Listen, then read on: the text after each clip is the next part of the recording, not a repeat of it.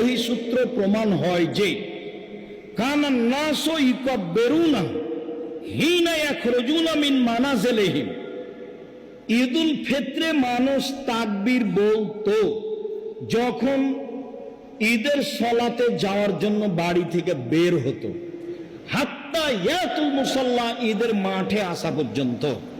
অফি রিওয়ায়াতিন হাত্তা ইয়াখরুজাল ইমাম, ইমাম বের হওয়া পর্যন্ত। ফায়দা খারাজা সাকাতু, যখন ইমাম তার সলাতের জায়গায় চলে যেতেন তখন মুসল্লিরা তাকবীর বলা থেকে বিরত হয়ে যেতেন।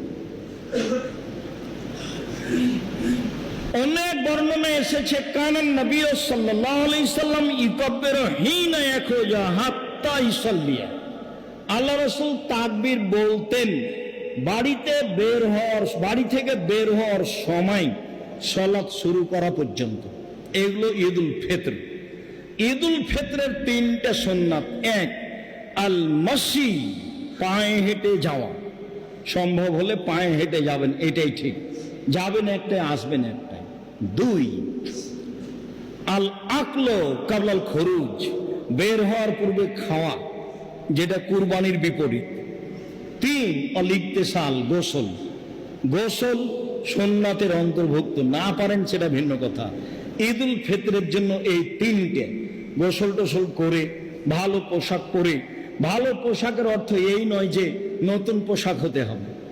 জুমার দিনে পোশাকের যত গুরুত্ব পেশ করা হয়েছে ঈদের দিনের তত গুরুত্ব পেশ করা হয়নি। খালি বুখারী মুসলিমে এসেছে ওমর রাদিয়াল্লাহু তাআলা আনহু একটা কাপড় নিয়ে এসে আল্লাহ রাসূলকে বললেন, আপনি যদি এটা কিনতেন তাহলে আপনি আগন্তুকের সাথে এইটা পরে সাক্ষাৎ করতেন, আর ঈদের যাওয়ার সময় এইটা পরতেন, এইটা বললেন, এটা এইভাবে বললেন। আর জুমার দিনের জন্য আল্লাহ রাসূল বলেছেন সকালে সকালে গোসল করলো, স্ত্রীকে গোসল করালো, সম্ভব হলে আতর গায়ে লাগালো, তারপরে ভালো পোশাক পরিধান করলো, পায়ে হেঁটে মসজিদে গেল, মানুষের কাঁধ ডিঙ্গিয়ে সামনে গেল না, ইমামের খুতবা শুনলো, তার সাথে সালাত আদায় করলো। তাহলে বাড়ি থেকে যত পদক্ষেপ পা রেখেছে তত বার সমান 1 বছর তাহাজ্জুদ সালাত আদায় করলে, 1 বছর নফল সিয়াম আদায় করলে জানে কি হয় তাই।